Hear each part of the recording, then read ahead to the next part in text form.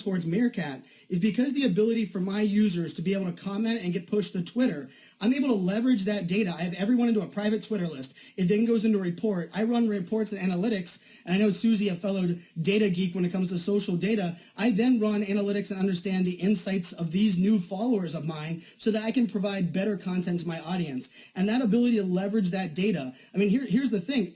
Periscope, you have to keep the data is stuck in Periscope. Your video replays are stuck in Periscope. When you retweet it or quote-unquote share the broadcast, when you swipe from left to right in Periscope, it only shares it with a mobile pop-up push notification. It doesn't push that same thing to Twitter. So to me, the ability to bridge communities and push that data is how these brands will truly take advantage of it.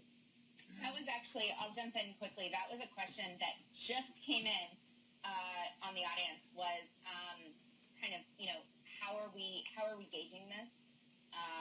And how are we deciding that this is an add to our community and not just, someone's flipping through Periscope and saying, or Meerkat, and saying, hey, I see that, I see, the other thing. As you know, analytics, when it comes to turning this into, advert, anything in the future, it's going to have to come to reporting. Yeah, the problem for the news guys, and it gets back to the earlier complaint I have about this, is one, if I'm shooting this for a CNN-style audience, I want to have it in horizontal. I want it to be as high a quality as possible. And so that means horizontal. And that's why I would probably use something like StreamWire. I would probably bias my choices. And I can only choose one, I can only decide to use one. And the second thing is, most people, let's say I did shoot that building burning down. Now, I've watched a building burning down. It's only burning for 13 minutes before the fire department gets here and puts it out, right? By the time the average person hears that there's a interesting looking video to watch, the Meerkat's over. Because by the time it got to them, even on Twitter, keep in mind, most people don't read me on Twitter, right? So, and I have 450,000 followers. There's 300 million people on Twitter. So how is it going to get to that 300 millionth person on Twitter? It's going to be retweeted through a chain of people, right? And so by the time the 300 millionth person gets it, it's maybe 2 days later, 3 days later, maybe even a week later, right? And so most people are not going to watch it live.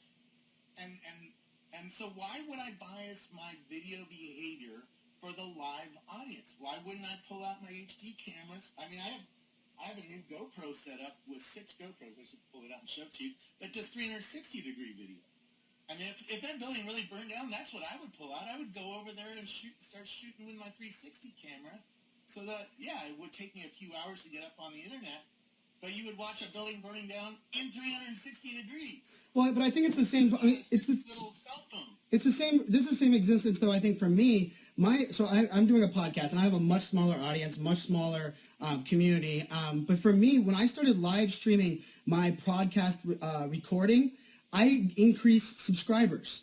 And I think that's something important to know because I started giving them access into how I do it and some of the screw-ups. And the people that were consuming it on live stream, A, they're not going to consume it on live stream every single time there. And B, there was an element of almost not only driving new viewership, but I was also able to kind of, provide people that whole idea of think like a fan and give them new access. So my subscribers actually, I'm talking a pretty good 25% uptick based on when I started using Meerkat behind the scenes of a podcast that really ultimately, for my sponsors, has its most value when it's recorded. Yeah, I just pulled out my 360 camera so you guys could see. In fact, it's really interesting that the media world is innovating on 2 edges. One is experiential video like this, where you can actually be inside this little box and see all 360 degrees, as well as this new live stuff on cell phones. And the live stuff is getting hyped right now because of a bunch of reasons. But I think the 360 stuff is actually much more interesting, but it's next year's argument. It's going to be South by Southwest next year because everybody's going to just be getting their Oculus Rift, and there's going to be a lot of hunger for really interesting content on Oculus Rift. Well, so what do you guys think is going to happen? There's a great question here that I want to ask from. Let's see, that came in from. Sorry, I don't have the name, but it said, "Will we run into ownership issues? Who truly owns or is responsible for the experience or the individual streaming?" Oh, I'm a fan. I worked in cyber for a long time. I think the illusion of control and ownership is an illusion. I don't like the control argument at all. To me, it's if you're getting an app for free today, you're paying with your data, and don't mistake that. And I think people that want control, that's a whole nother game. And I think we should stop worrying about control and start worrying about creating experiences. And if brands worry about that, the control aspect is something that you no longer worry about because you're creating an experience that other people can't replicate. Yeah, I mean, keep in mind, Miller, by the way. Keep in mind, I'm a public face of a public company. I work for Rackspace. I go around the world and interview tech executives around the world. And I do that in real time. So they have to trust that I'm not going to damage their brand. And if I ever do something to damage their brand, I'm going to get fired. It's what both of us understand. Well, it's funny. That's the 5-letter word that brands are going to struggle with these apps. Trust.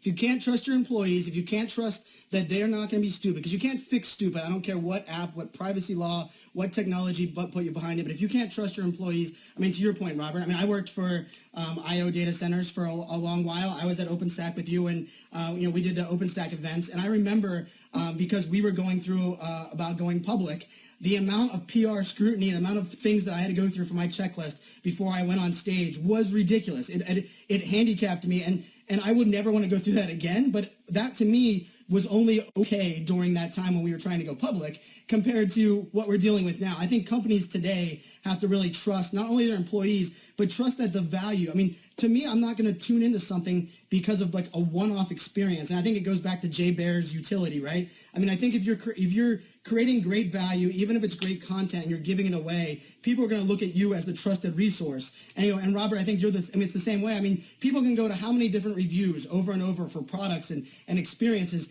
but it's the insight and the value that you provide on a consistent basis is what people come back to you for. Yeah, and I care deeply about my relationship with my audience. It's why I don't take advertising. It's why I don't take bribes for the most part. And if I do take a bribe, like that Vizio TV behind me, I disclose that I got that TV for free, right?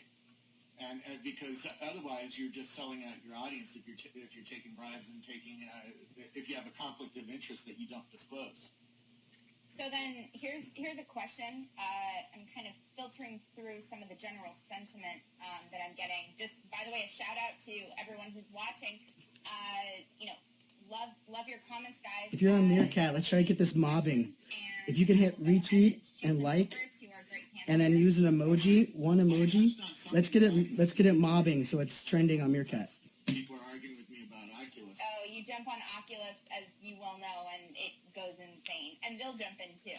Oculus, well, most of the comments are like, oh, it'll never catch on with the mainstream. It's too expensive, blah, blah, blah, blah, blah. Sounds like another H2H chat for us. Well, this is mixed with this. Like, what I'm going to try to do is put a holder on my monopod so I can do Meerkat at the same time I'm doing 360 video. But here you go, Robert. See, that's what I've been doing. I've been building out a unique pod so I can have my iPad sitting behind it too. I'm with you. The problem is with doing that is like I was at Maker Faire yesterday, right?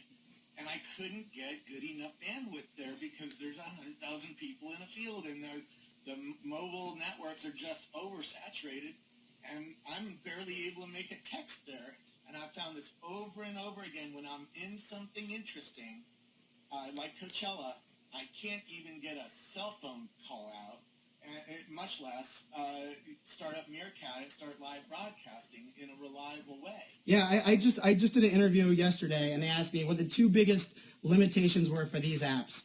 And it's Wi-Fi or data coverage and damn cell phone battery drainage. I carried around, I went to an event Saturday night with our friend Ted Rubin. We did a tweet up here. I had 4 Mophie battery packs with me. How ridiculous is that? That in this age where we're innovating, we're having all these things, and I love my iDevices. I'm carrying around enough battery power that because these apps and this technology is draining. So I think that is something we can't underestimate. Tell me about it. I got these new batteries that have 4 USB Nice. 4 USB charger outlets each, so I can charge up 6 GoPros at the same time, all while walking around Coachella. Because these things suck battery in a far worse way than the iPhone does. But the iPhone really starts sucking battery when it can't get a consistent signal to a cell tower, which is always the case at one of these sporting events or music festivals or even Maker Faire or any tech conference. Every time I go to a tech conference, no matter how much money they've spent, I can never get good bandwidth.